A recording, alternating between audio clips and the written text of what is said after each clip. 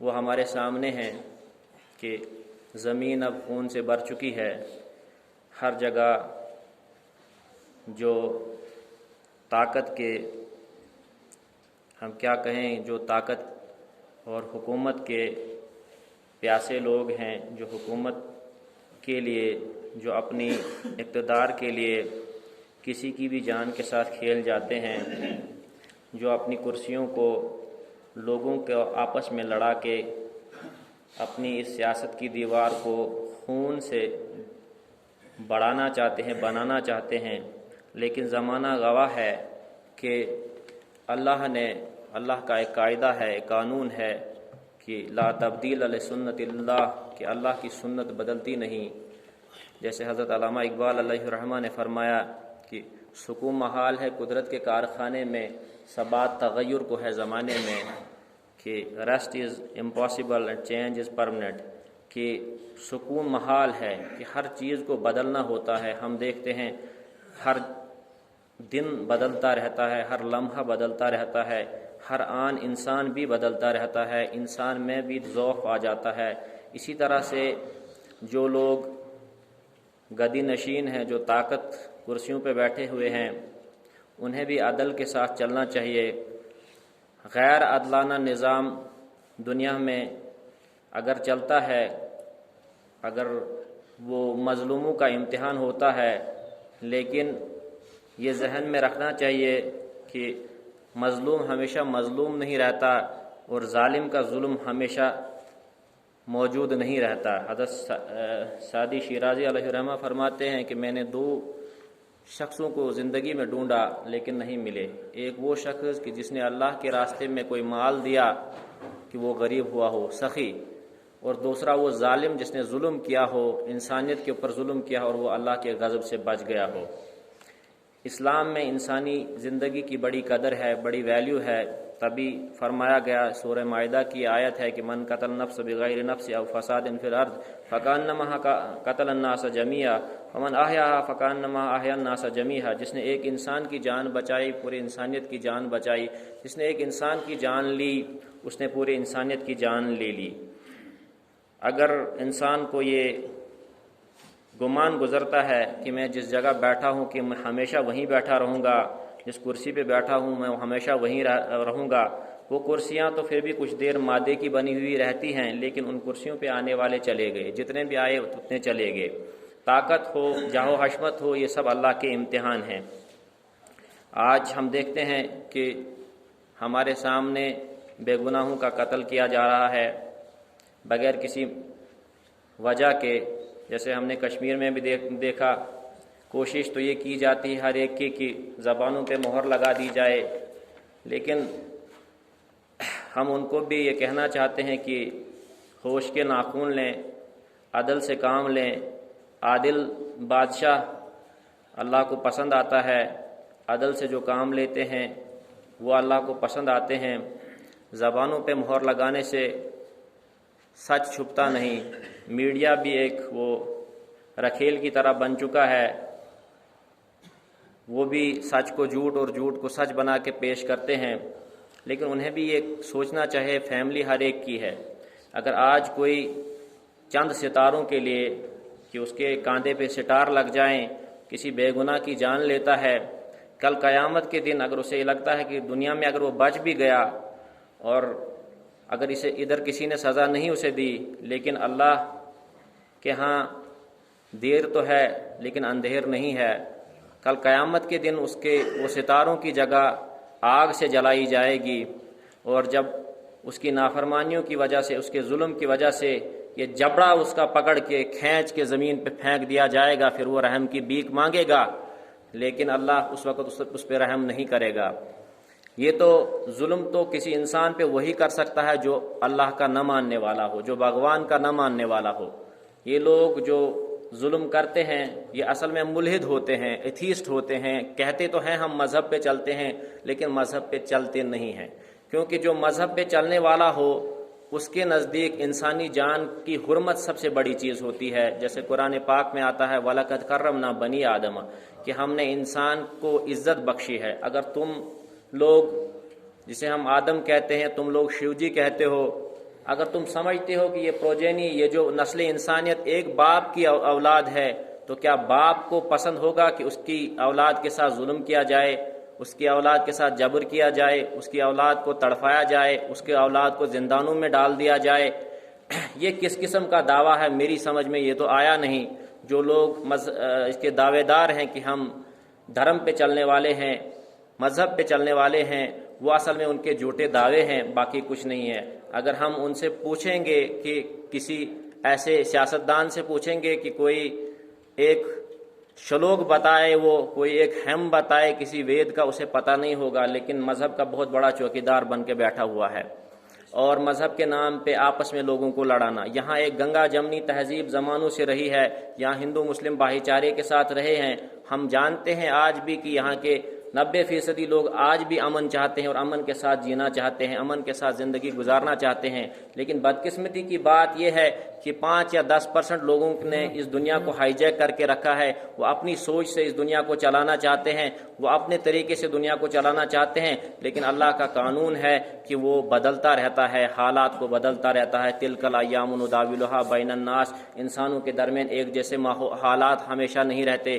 اگر آج کوئی ایک جگہ ہے، اسے اللہ ہٹا کے دوسرے کو لاتا ہے۔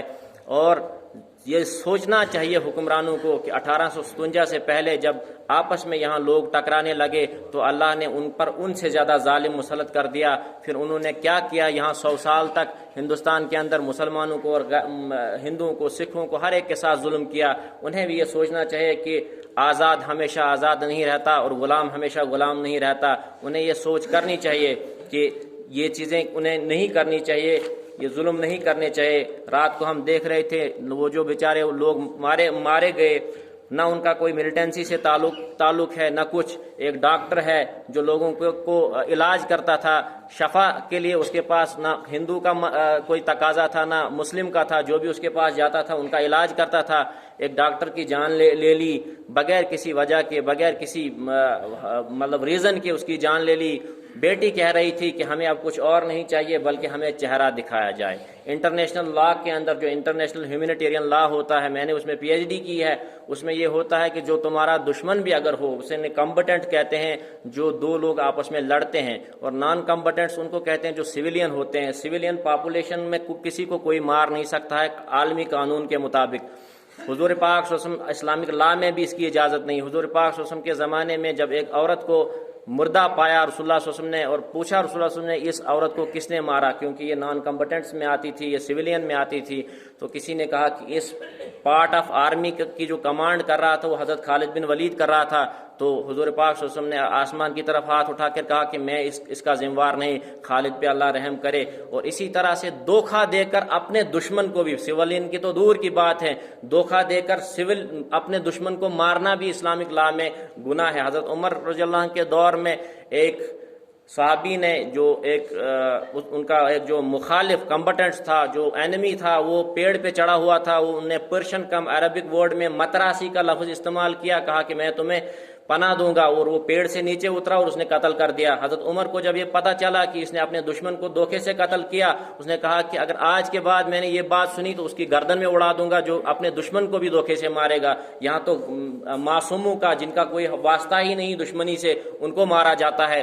یہاں تک کہ جو آپ کا دشمن ہے، جس کے ساتھ آپ لڑتے ہو، اس کو اگر آپ مارتے ہو، اس کی کارپوسز جو ہوتی ہے، اس کی باڈی جو ہوتی ہے، وہ بھی عالمی قانون کے مطابق واپس کرنی ہوتی ہے۔ اور جو سویلین ہو، یہاں کتنے لوگ مارے گئے جو سویلین ہو، جن کا کوئی کسی ملیٹنسی سے تعلق ہو ہی نہیں، کسی کے ساتھ کوئی تعلق نہیں ہو، ان کی لاشیں آپ واپس نہ کریں۔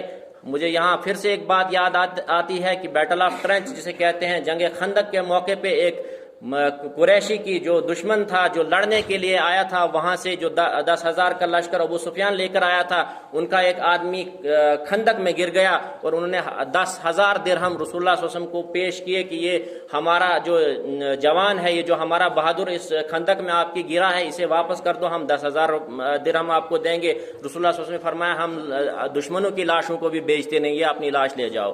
یہ اسلام کے قانون تھے، اور ان جو عالمی قانون ہیں ان میں بھی یہ اس کی اجازت نہیں۔ اس کے علاوہ انہوں نے کہا کہ ہم نے ہیومن شیلڈ، کسی کو بنا دینا، کسی کو ڈھال بنا کے لڑنا، دو آدمی آپس میں لڑتے ہیں، ان کی اپنی وہ طاقت جو ہے وہ لڑتے ہیں. ان کو کوئی حق نہیں بنتا کسی سویلین کو شیلڈ بنائیں، کسی سویلین کو ہیومن شیلڈ بنائیں. یہ انٹرنیشنل لا جو جنیوا کنونشن ہے، جنیوا کنونشن آف 1990 جو ہے، جنیوا کنونشن آف 1949 ہے، ایڈیشنل پروٹوکول 1977 ہے، اس کے مطابق پروہیبیشن ہے کہ کسی کو آپ ڈھال بنائیں، کسی سویلین کو آپ ڈھال بنا کے اسے ماریں. اس کی سزا ہے. اس کو جو دوسری عالمگیر جنگ ہوئی، جو نیورمبرگ ٹرائل ہوئی، وار کرائم میں آتا ہے، جنگی جرائم میں یہ آتا ہے کہ کسی عام آدمی کو اسے شیلڈ بنا کے اسے مار دیا جائے. یہاں شیلڈ کی بات بھی نہیں. وہ بیٹی بیچاری رو رہی تھی، وہ کہہ رہی تھی کہ میرے بابا کو مار دیا، ہم نے مزدوری کر کے مشکلات سے ہمارے باپ نے قرضہ لے کر مکان بنایا تھا، صبح میرا باپ جاتا تھا اور شام کو واپس آتا تھا، اسے کسی کے ساتھ کوئی واسطہ نہیں تھا، لیکن بے گناہ اسے مار دیا گیا. جب ہم نے پوچھا کہ ہماری باپ کی لاش ہی واپس کرو، ہم اس کا چہرہ دیکھنا چاہتے ہیں، تو ان لوگوں نے وہ ادھر سے ہنسنے لگے.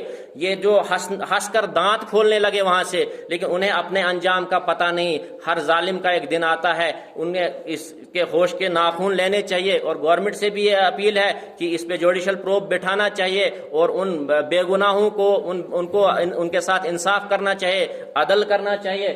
عدل جو کرتے ہیں وہی لوگ زمانوں تک یاد رہتے ہیں. آپ رام جی کی بات کرتے ہو، اگر رام جی کی آپ بات کرتے ہو تو رام جی نے حکومت چھوڑ دی، بنواس تیاگ لیا اس لیے حق کے لیے، اور آپ لوگ حکومت کے لیے لوگوں کے خون بہاتے ہو. یہ چیزیں ٹھیک نہیں. اس ملک میں امن رہنے دو. اگر امن رہنے دو گے تو سب امن سے رہیں گے، اور امن ہی اچھی چیز ہے. حضرت ابراہیم علیہ السلام نے دعا مانگی، ربی جعل ھذا بلد آمنا. جب حضرت اسماعیل علیہ السلام کو مکہ میں وہاں بسایا تو دعا کی، یا رب العالمین یہاں امن دے، کیونکہ امن جو ہوتی ہے ترقی کی بھی بنیاد امن ہوتی ہے. ترقی کہاں سے ہوگی جب امن نہیں ہوگا؟ ربی جعل ھذا بلد آمنا وارزق اہلہم من الثمرات. پھر انہیں رزق بھی دے دے، انہیں پھر کھانا پینا بھی دے دے. وہ کھانا پینا بھی تبھی آ جائے گا جب امن ہوگا. ہم سب امن کے متلاشی ہیں. ہم چاہتے ہیں کہ ہر جگہ امن ہو، اس علاقے میں بھی امن ہو، اس ملک کے اندر بھی امن ہو. وہ لوگ آج بھی یاد ہیں، اٹل بہاری واجپئی کو آج بھی کشمیری اس لیے یاد کرتے ہیں کہ اس نے کہا تھا کہ یہاں امن آنا چاہیے،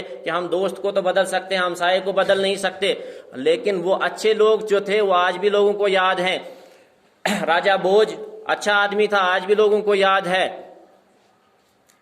رام کا باپ راجہ دشرف اچھا آدمی تھا، آج بھی لوگوں کو یاد ہے. لیکن جس نے ظلم کیا، ہٹلر نے 6 ملین جیوز کو قتل کیا، لاسٹ میں خود بھی خودکشی کر دی اس لالچی حکومت کے لیے. یہ حکومت کسی کی نہیں ہے، یہ حکومت مٹنے والی ہے، یہ کسی کے ہاتھ زیادہ ٹائم نہیں رہتی. عدل کے ساتھ رہو گے تو ہر کوئی تمہارے ساتھ ہے، عدل کے ساتھ نہیں رہو گے، ظلم کرو گے تو اللہ کہتا ہے کہ جب میں بدلہ لینے پہ آتا ہوں تو میری لاٹھی بے آواز ہوتی ہے، اور میری لاٹھی جب جس پہ برستی ہے وہ سیدھا پھر ہو نہیں پاتا، پھر اس سے زیادہ ظالم اس پہ مسلط کر دیا جاتا ہے، پھر وہ ان کا سب کچھ بند کر دیتے ہیں. اس لیے یہ ان چیزوں پر غور کرنا چاہیے کہ وہ بیٹا رو رہا تھا کہ میرے اس بیٹے کو کون باپ واپس لا کر دے گا، اس لڑکی کو کون شوہر واپس لا کر دے گا جس کا شوہر تم لوگوں نے چھینا. ان کو سخت سزا ہونی چاہیے. میں اس کے بیمار خاطر بیچارہ گومت بلیش مز تم دزت گمت تہند خاطر کرزو کا چند. تو یہ چیزیں سوچنی چاہیے. حضرت سیدی شیرازی علیہ الرحمہ کے بارے میں آتا ہے کہ سیدی شیرازی جو جان دا بیپٹسٹ کہتے ہیں بائبل کے اندر، حضرت یحییٰ علیہ السلام کی قبر پہ گئے ہوئے تھے. تو وہاں ایک بادشاہ آیا، انہوں نے کہا کہ میرے لیے دعا کرو کہ مجھ پہ ہر ظالم سے بڑھ کر ظالم ہوتا ہے، اور پھر ان ظالموں کو سبق سکھانے والا خود اللہ بیٹھا ہوا ہے، اور ہم لیونگ گاڈ کے ماننے والے ہیں. ہم ایسے نہیں ہیں. کسی نے کہا تھا کہ کوئی مار رہا ہے تو کوئی مر رہا ہے، خدا غافل نہیں ہے، سب دیکھ رہا ہے. کہ تم کیا سوچتے ہو کہ ہمارا کوئی دیکھنے والا نہیں، ہمارا کوئی پرواہ کرنے والا نہیں؟ کمی اتنی ہے کہ مومن سے وعدہ ہے اللہ کا کہ کامیاب مومن رہے گا. وَلِلَّهِ الْعِزَّةُ وَلِلرُّسُولِهِ وَلِلْمُؤْمِنِينَ. عزت اللہ کی ہے، اس کے رسول کی اور مومنین کی عزت ہے. اور ایمان کس کو کہتے ہیں؟ یہ 3 الفاظ سے مل کر بنا ہے. ایمان کا جو مادہ ہے 3 الفاظ سے مل کر بنا ہے. ہر چیز کا ایک محل ہوتا ہے. جیسے جانوروں کا بھی ایک محل ہوتا ہے. محل ہم بادشاہ کے محل کو نہیں کہتے، محل بسنے کی جگہ کو کہتے ہیں. جیسے سوچ کا محل انسان کا ذہن ہے، اسی طرح سے نفس خواہشات کا محل ہے، اسی طرح سے ایمان کا محل انسان کا دل ہے۔ جب دل میں ایمان راسخ ہو جاتا ہے تو مومنین کے لیے فتح آتی ہے۔ ہماری اپنی کمیاں ہیں، ورنہ راتوں کے رات اللہ فیصلے بدل دیتا۔ یہ ہم گمراہ ہو گئے ہیں۔ ہمارے جو لفظ اسلام کا مطلب ہے امن، اور لفظ ایمان کا مطلب ہے سیفٹی جسے کہتے ہیں۔ اسلام کا مطلب ہے سلامتی اور ایمان کا مطلب ہے امن۔ جو باہر سے ہے وہ سلامتی ہے، جو اندر سے ہے وہ امن ہے۔ کیا یہ مسلمان کسی کو زخم پہنچا سکتا ہے؟ کسی کو تکلیف دے سکتا ہے؟ آج ہم پہ الزام لگائے جاتے ہیں کہ یہ دہشت گردی پھیلا رہے ہیں۔ اسلام کسی دہشت گردی کی اجازت نہیں دیتا ہے، نہ دہشت گردی پھیلاتا ہے۔ ٹائم نہیں ہے، ورنہ میں ان قوموں کے ٹپڑے کھولتا جن قوموں نے دنیا میں تباہیاں مچائی، کروڑوں لوگوں کو تہو بالا کر دیا، زمین میں اتار دیا۔ ٹائم کی کمی ہے اس لیے یہ بات کہہ نہیں سکتا۔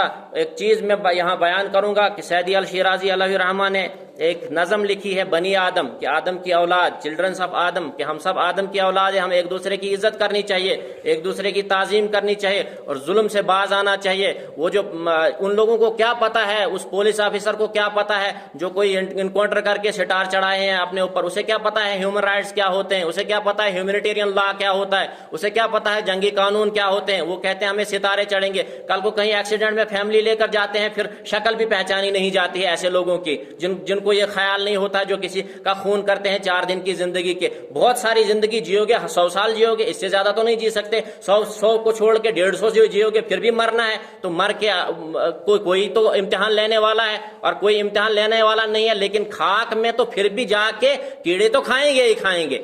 یہ تو خیال کرنا چاہیے آپ لوگوں کو کہ کیڑے تو ضرور کھائیں گے، سانپ تو ضرور ڈسے گا آ کے وہاں مٹی میں جا کر، چاہے راکھ بھی بنے گی، اس راکھ کو بھی کوئی نہ کوئی اڑا کے کوئی نہ کوئی تھوک مارے گا اس راکھ کے اوپر جو تمہاری راکھ بنے گی لوگوں کے اوپر ظلم کر کے۔ اس ظلم سے باز آنا چاہیے، اس ظلم سے کچھ نہیں ہونے والا ہے۔ دنیا میں جو عدل سے رہا ہے اللہ نے اسی کو کامیابی دی ہے۔ تو انہوں نے فرمایا کہ بنی آدم اعضاء یک پیکرن، کہ بنی آدم ایک جسم کا حصہ ہے، سب ایک جسم کے حصے ہیں، کہ در آفرینش یک گوہرن، کہ اس بنی آدم کے اندر ہر ایک کے اندر ایک ہی گوہر، ایک ہی پیرل موجود ہے، ایک ہی جوہر موجود ہے۔